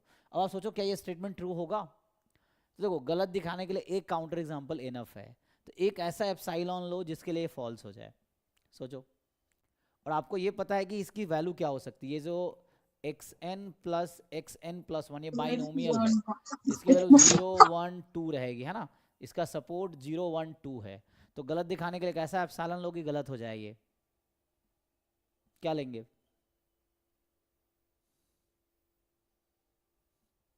जैसे एप्सिलॉन में बहुत छोटा ले लूं, देखो इसकी वैल्यू क्या क्या हो सकती है, इसकी वैल्यू 0 आ सकती है, 1 आ सकती है, 2 आ सकती है, बाइनोमियल है ना, तो बाइनोमियल का सपोर्ट 0 to n होता है, ये बाइनोमियल 2 है, तो इसकी वैल्यू या तो 0 आएगी या 1 आएगी या 2 आएगी, ये वाली, और ये 2p है, p तो 0 से 1 के बीच है, तो ये 0 से 2 के बीच होगी, तो क्या इसकी वैल्यू लेस देन हमेशा एप्सिलॉन होगी, एप्सिलॉन कुछ भी ले लूंगा, तो मान लो एप्सिलॉन मैंने 1/1 करोड़ ले लिया, तो क्या लगता है आपको डिफरेंस हमेशा ये कम ही होगा उससे, ऐसा होगा, चेक करो, मैं अगर यहाँ का ना एप्सिलॉन कुछ भी ले लो पॉजिटिव, तो मैं एप्सिलॉन को बहुत छोटा नंबर ले रहा हूँ, 0 के बहुत करीब, तो क्वेश्चन ये है कि p की जो वैल्यू होगी वो 0 से 2 में होगी, और ये भी 0 1 2 हो सकती है, तो क्या इसका गैप हमेशा एप्सिलॉन से कम होगा, मान लो ये 0 हो गया एग्जाम्पल के लिए, और ये अभी p को 1/2 ले लिया समझने के लिए, तो ये 1 हो जाएगा, तो 0 और 1 का गैप तो 1 आएगा, और क्या 1 हमेशा एप्सिलॉन से कम होगा या 2 एप्सिलॉन से कम होगा, जरूरी तो नहीं है, सो दिस इज नॉट 1, है ना, so which is not true in general, ये जो है ना ये जरूरी नहीं ऐसा होगा हमेशा, so this is not true in general, तो यहाँ पे ये है कि ये वाला पार्ट ये है ना, this is not true in general, और क्यों ट्रू नहीं, बिकॉज ऑफ दिस, मैं एप्सिलॉन बहुत छोटा लूंगा तो जरूरी नहीं कि वैल्यू हमेशा उससे कम ही आएगी, तो या और अगर आगे बढ़ना है आपको तो आप मॉड खोल लो, और भी किया जा सकता है, अब आगे आपको इसको और जस्टिफाई करना है, सो ओपन मॉड ओपन करके देखो, so if and only if अगर इसको मॉड खोलते, so limit n tends to infinity, probability यहाँ आएगा xn plus xn plus 1 less than equal to आ जाएगा 2p प्लस 2 एप्सिलॉन, और इधर हो जाएगा 2p minus 2 epsilon, and this probability is 1 for all epsilon more than 0। अब खुद सोचो कि इसकी वैल्यू जो कि 0 1 2 हो सकती है, क्या हमेशा इन दोनों के बीच ही आएगी, तो ये ऑलमोस्ट कहना चाह रहा है कि 2p के इक्वल आएगा, तो क्या xn प्लस अगर एप्सिलॉन मैं 0 के करीब ले लूं तो ये 2p हो जाएगी, क्या हमेशा 2p के इक्वल आएगी, जरूरी नहीं है ना, this is not true in general. आप चेक करो क्या क्या वैल्यूज, मैं आपसे पूछूं कि कौन कौन सी वैल्यू है जो इसको सेटिस्फाई करेगी, इसके पास 3 वैल्यू है 0 1 2,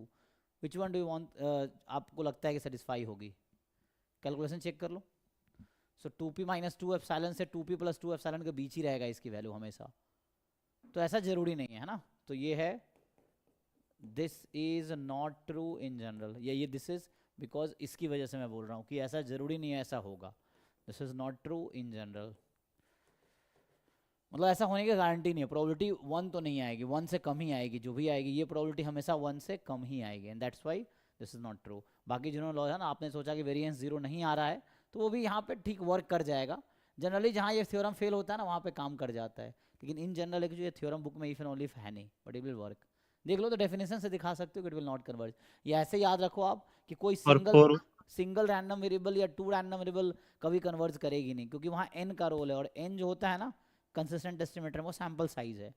सो लाइक xn कभी ऐसा होगा नहीं converges in probability to p, ऐसा मिलेगा नहीं, क्योंकि n वहाँ सैम्पल साइज है। तो single random variable will not be consistent estimator unless it is, हाँ अनलेस इट इज डीजेनरेट।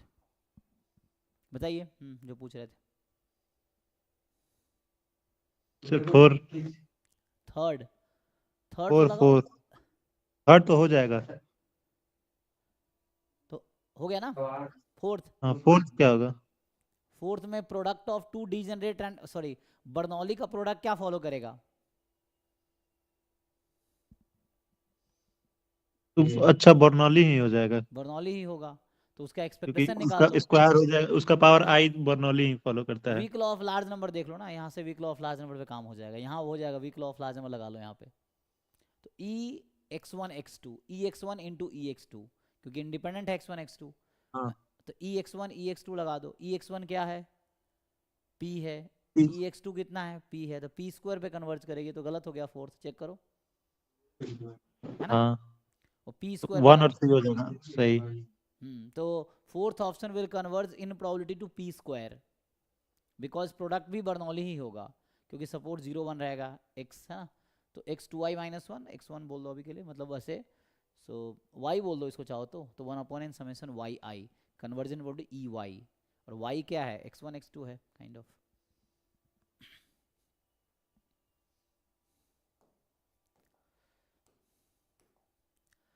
ठीक है ना।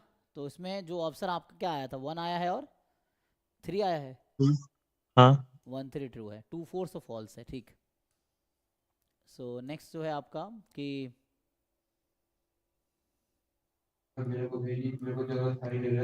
जिनका माइक ऑन है बंद कर लीजिए अभिजीत। सो यहाँ से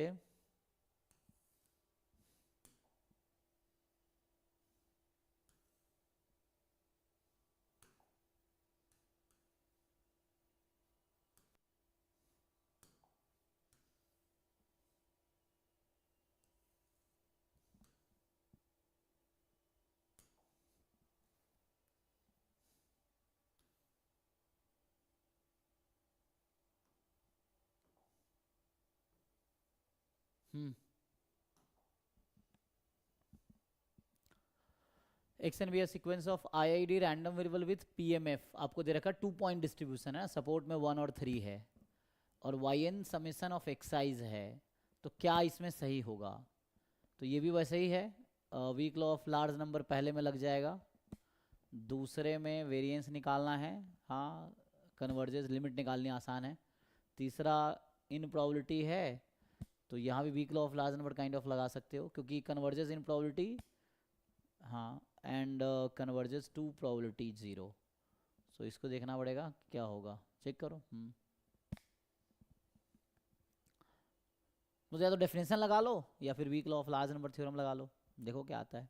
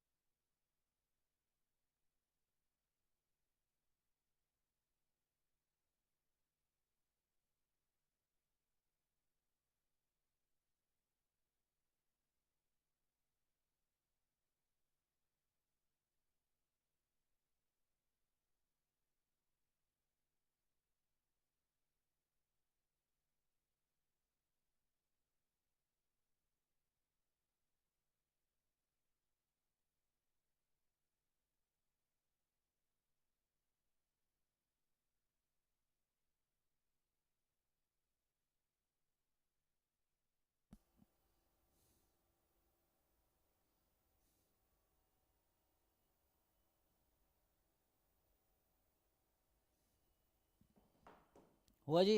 ये बताना है कोई ऑप्शन?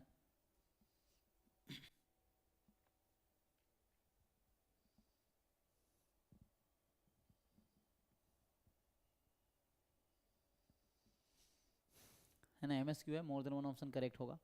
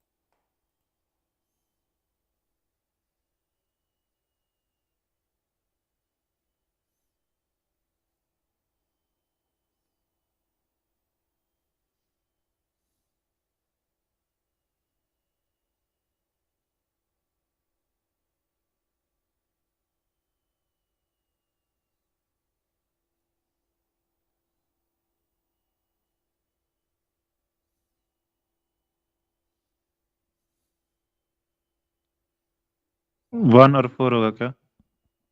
ओके, बाकी लोग बताओ।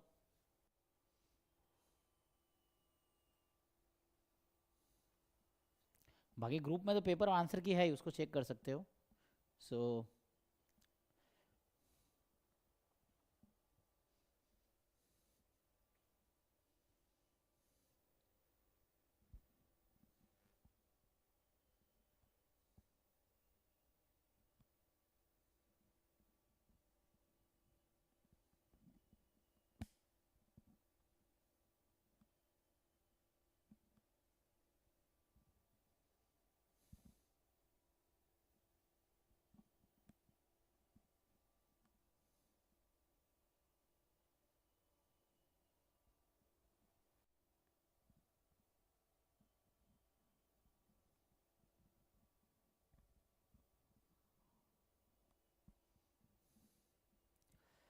तो 1 4 आया आपका, नहीं? 1 2 3 4 क्यों गलत है? 1 4 ना, 2 3, 2 3 क्यों गलत लग रहा है आपको? वेरिएंस ऑफ वाई एन आ जा रहा है सर, 5n। हम्म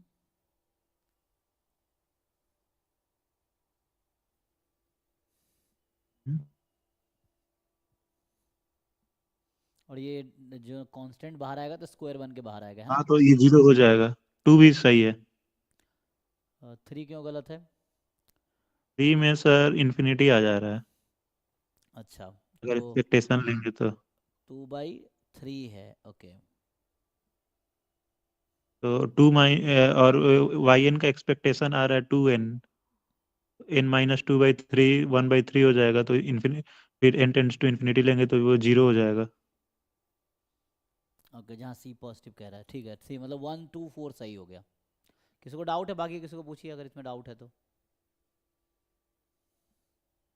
सिंपल कन्वर्जेंस इन प्रोबेबिलिटी है पे है।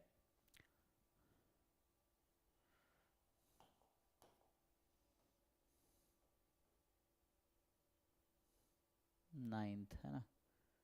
सो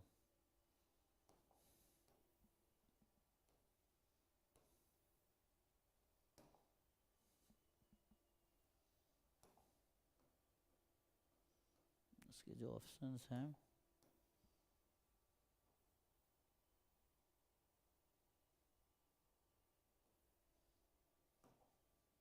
अरे 2 ही ऑप्शन आया ना, तो 4 ऑप्शन देखने हैं। तो 1 2 3 4, अच्छा इतना है कि एक साथ आएगा भी नहीं।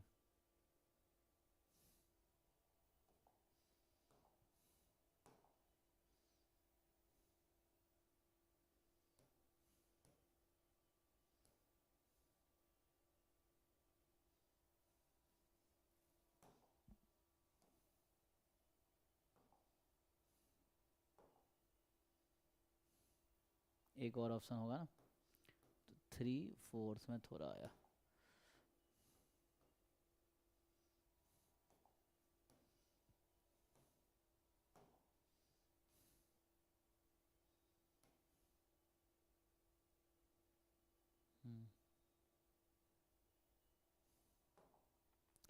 देखिए जी, तो ये क्वेश्चन है आपका, आई थिंक ये तो ऑप्शन ही है। क्वेश्चन कहाँ गया? अच्छा, क्वेश्चन मैंने इस पे ढक दिया तो है। ठीक ठीक, ये रहा। तो इसको पढ़ देता हूँ, ये बहुत छोटा हो गया नहीं, ये इसको इधर बुला लें।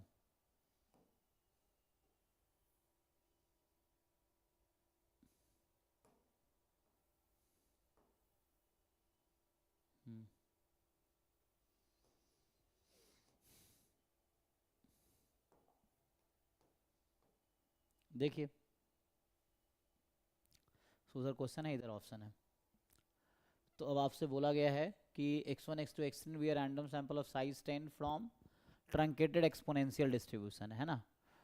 Consider the problem of testing null hypothesis जहाँ h0 है theta less than equal to 3 against alternative जहाँ थीटा है more than 3 based on x1 x2 x10 L theta denote the likelihood function and x1 first order statistics है। तो वो 4 option है, आपको बताने उन चारों में से कौन सा सही है।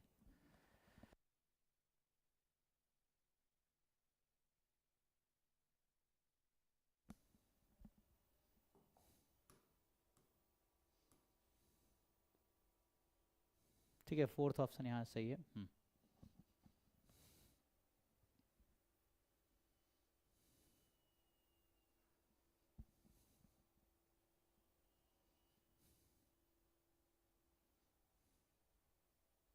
क्योंकि एग्ज़ाम टाइप है ना, तो आप लोग अगर प्रिपरेशन किए हो तो आपको इजी होना चाहिए आंसर बताने में।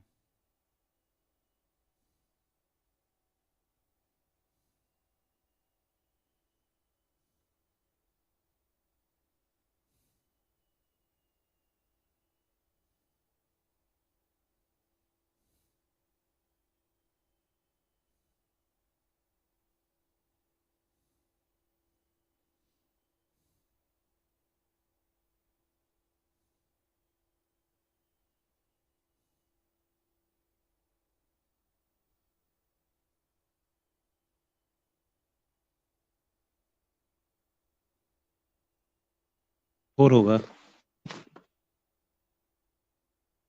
क्योंकि ओनली 4? और चेक करना है। बाकी की MSQ है ना, और ऑप्शंस भी सही हो सकते हैं। तो 1 भी होना चाहिए। अच्छा, ओके।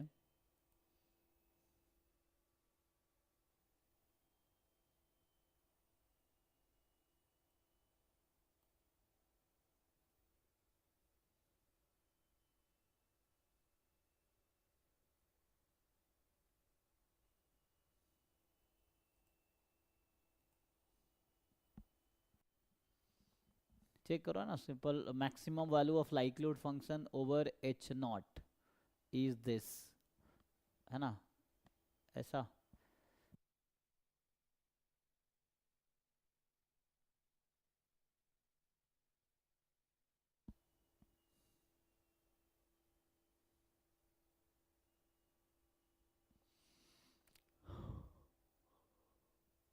सॉल्व करूं, ये समझ आ रहा है तो?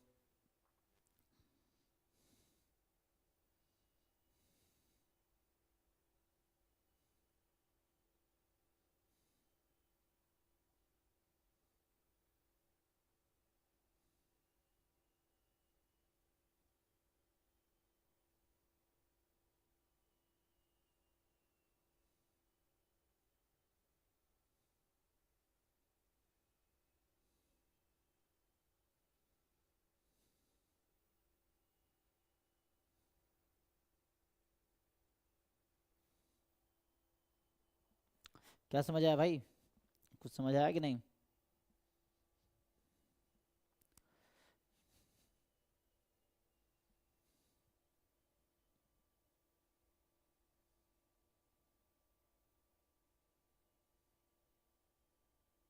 तो 1 और 4 बताया आप लोगों ने ना।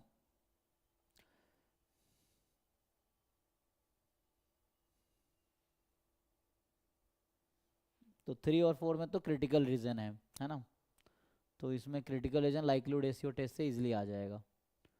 और 1 2 में लाइक्लीहुड फंक्शन को मैक्सिमाइज करना है, ये चीज़ है।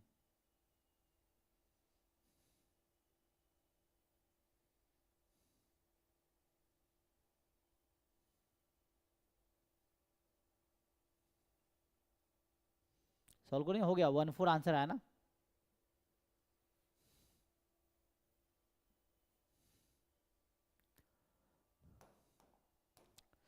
सो नेक्स्ट है कि इसमें क्या पूछा है,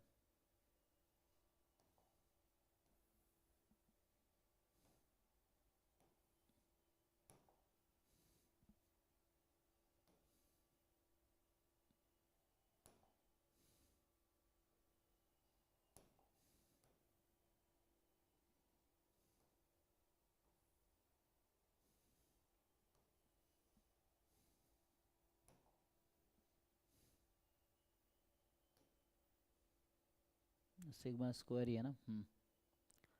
देखिए, तो इसमें जो कह रहा है कि x1 x2 xn IID है नॉर्मल म्यू सिग्मा स्क्वायर, और mu hat sigma square hat MLE है म्यू सिग्मा स्क्वायर का, तो कौन सा ट्रू है। तो this is chi square with this unbiased estimator variance, ये भी बेसिक इन्फरेंस का क्वेश्चन है। बताओ भाई, सॉल्व करो। तो यहाँ सिग्मा स्क्वायर हैट है ना, जैसे इसमें आपको थोड़ा मैंने इंपोर्ट किया है ना ऑप्शन, ये थोड़ा ऐसा है। इसको अगर मैं इसको फुल अगर कर दें तो पूरा आ जाएगा ना, देखो तो इसमें पूरा क्वेश्चन ही आ जाएगा। देखिए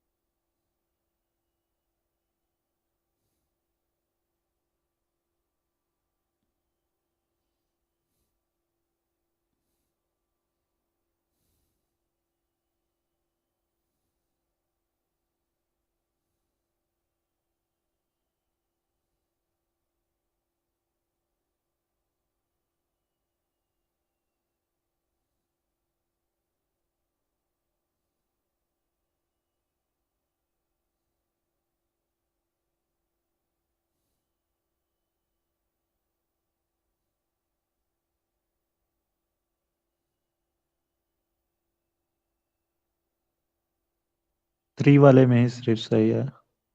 ओनली 3। हाँ तो कोई डाउट किसी को किसी ऑप्शन में? और भी सही है। और भी सही है। देख लो आंसर की है ना आप लोगों के पास, आंसर की ग्रुप में आया था ना, ग्रुप में आंसर के पेपर दोनों है, चेक कर लो। और अगर नहीं हो रहा है तो फिर पूछो कहाँ दिक्कत है।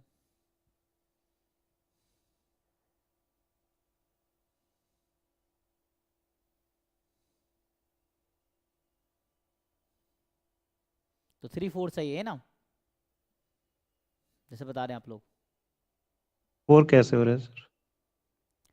तो इसको लगाइए ऐसे। ये आपको क्या आया, जो हम लोग जानते हैं, ये जो नॉर्मल आपके पास है, तो सिग्मा ये कैप हो जाएगा square 1/n summation of x I minus new x hat तो बार एक्स बार आ गया होगा, है ना, और सिग्मा हाँ स्क्वायर हैट आया 1/n summation X I minus X bar whole square, sir.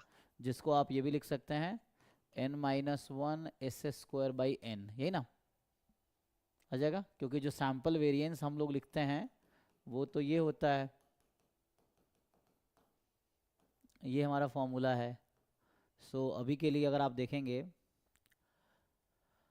तो कौन सा फोर्थ चेक करना है, तो फोर्थ वाला देखिए, फोर्थ में जो है n square upon n-1 into n+1, यही है, इंटू में है सिग्मा हैट 4। तो इसका, क्योंकि मुझे तो अनबायस्ड एस्टिमेटर चेक करना है, इसका एक्सपेक्टेशन तो कांस्टेंट बाहर हो जाएगा, एक्सपेक्टेशन ऑफ सिग्मा हैट 4, यही है, ये निकाल के देखते हैं क्या आता है। तो n² -1 हो जाएगा ना यहाँ पे, तो ठीक है। अभी अब सिग्मा जो हैट है वो तो n-1 एस स्क्वायर है, तो इसका स्क्वायर कर दो, दोनों का स्क्वायर करोगे पावर 4 हो जाएगा, तो यहाँ आ गया n-1 square upon n square, और S4 तो एक्सपेक्टेशन लगना है S4 पे। अब ये S4 का एक्सपेक्टेशन पता है आप लोगों को, बताइए कोई, क्या होता है, 2 सिग्मा की पावर 4 अपॉन n-1 नॉर्मल में, है ना, ये ड्राइव करना पड़ेगा मुझे। वेरिएंस होता है ना सर? अच्छा वेरिएंस होता है ना, तो वही पूछा क्या आएगा, एक मिनट, इससे आ जाएगा ना, ये जो है n-1 S square upon sigma square, इसका डिस्ट्रीब्यूशन का स्क्वायर n-1 है ना, तो यहाँ से यूज हाँ करके निकालो ये ऑफ x² 4। इसका वेरिएंस कितना होता है, अगर मैं दोनों तरफ वेरिएंस लगा दूं तो क्या होगा, 2 इंटू n-1 वेरिएंस ऑफ किसका, एस स्क्वायर, आई स्क्वायर n-1, 2 इंटू, इसका हो जाएगा 2 sigma two the power 4/n-1। हाँ तो यहाँ से ex वो नहीं निकल आएगा, e ऑफ s की पावर 4 यहाँ से नहीं निकल आएगा, इस वाले फॉर्मूले से फर्दर सॉल्व करने पे, इसको फर्दर खोलो ना, e ऑफ s की पावर 4 निकालो, खोल सकते हो, वेरिएंस का फॉर्मूला लगा के आप फर्दर ओपन करके निकालिए, बताइए कितना आएगा, ये मुझे करना पड़ेगा। तो यहाँ से e ऑफ s की power 4 minus e S square का होल स्क्वायर, तो वो तो सिग्मा की पावर 4 प्लस 2 सिग्मा की पावर 4 अपॉन n-1, इसको और सिंप्लीफाई कर लेते हैं, तो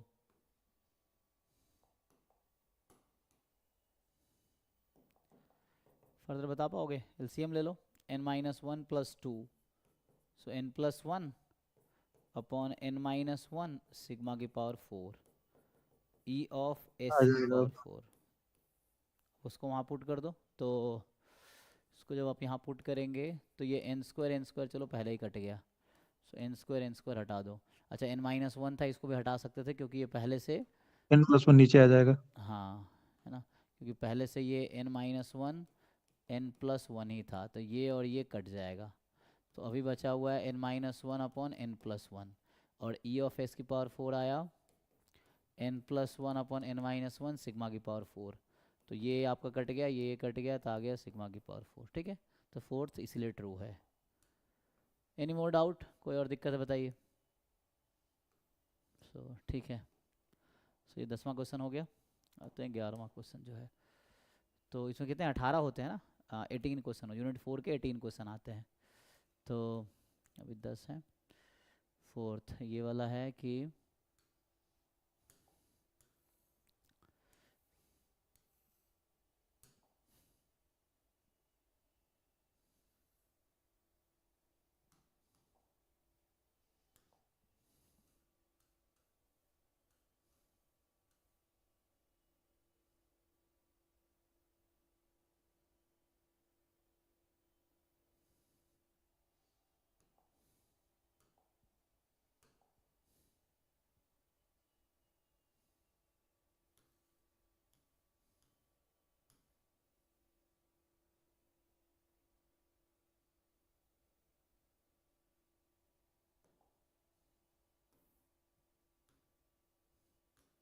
ठीक है जी, देखिए तो इसमें जो आपसे पूछ रहा है कि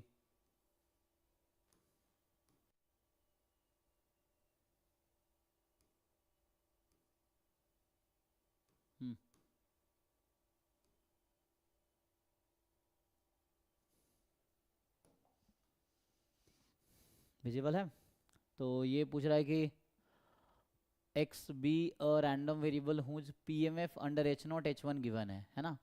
तो ये सिंपल वर्सेस सिंपल है ना, एक सिंपल में पीएमएफ है और एक एच वन में पीएमएफ है, एक एच नॉट में पीएमएफ है। तो सिंपल वर्सेस सिंपल का एक क्वेश्चन है।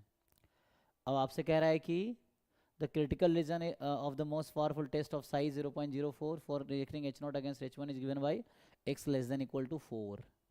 अच्छा, फिर वैसे ही है, सब में क्रिटिकल रीजन ही पूछ रहा है, फिर अगले दो में, दूसरे में क्रिटिकल रीजन पूछ रहा है, तीसरे में पावर पूछ रहा है, चौथे में most powerful test does not exist. बताइए, तो विजिबल है ऑप्शन, एक बार देख लो, नहीं तो फिर इधर से इसको करता हूँ।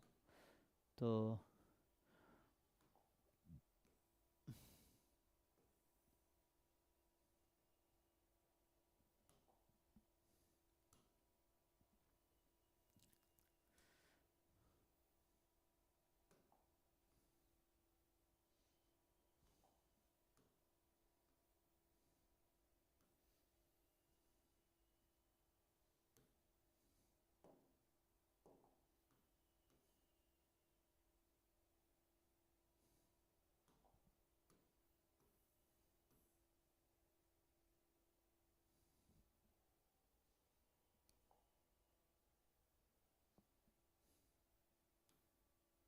देखो देखो ऐसे सॉल्व करो, पढ़ पाओगे ऑप्शन, ये यहाँ से पढ़ पाओगे, यहीं से पढ़ लो।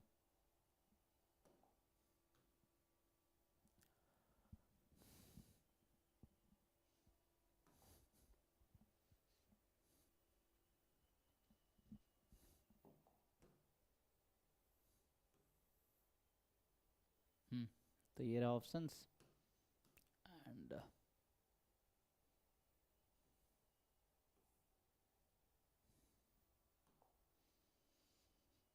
सो लेफ्ट में क्वेश्चन है, राइट में ऑप्शन है, बताओ।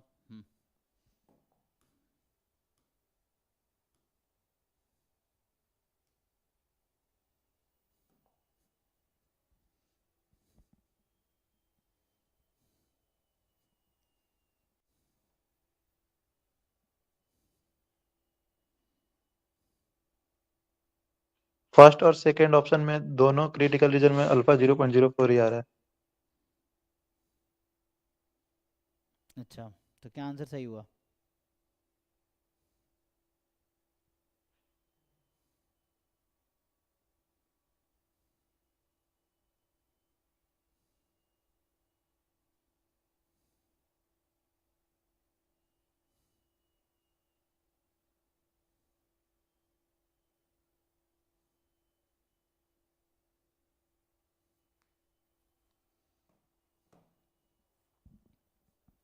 डिसाइड कर पा रहे हो तो आसान है ना, इसमें लाइक्लीहुड रेशियो टेस्ट लगाओ सिंपली, एनपी लेमा लगाओ, सिंपल आ जाएगा लाइक्लीहुड रेशियो टेस्ट।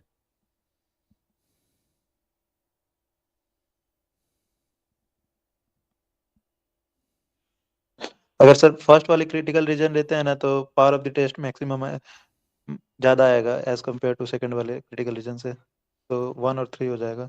अरे लेना थोड़ी है भाई, वो तो क्रिटिकल रीजन से डिसाइड होगा क्या आएगा, अपनी मर्जी कुछ भी थोड़ी कंसिडर करोगे।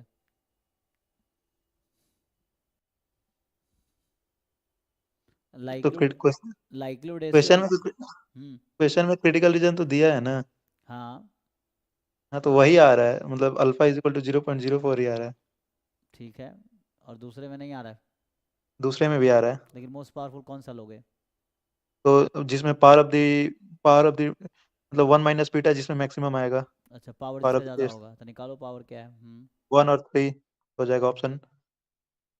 पहले वाले केस के लिए 0.18 आ रहा है और दूसरे वाले केस के लिए मतलब उससे कम आ रहा है। ओके, तो 1 and 3 हो गया है ना, सिंपल है। हाँ L H not upon L H one देख लो क्या होता है, उससे पता चल जाएगा। Likelihood function under H not upon H one, या पी एम एफ है तो इसका रेशियो निकालो, जैसे ये आ जाएगा 1/6, फिर 1/5, 1/4, 1/3, 1/2, और यहाँ जाकर सिंप्लीफाई करो, 94 बाई कितना, 94/79।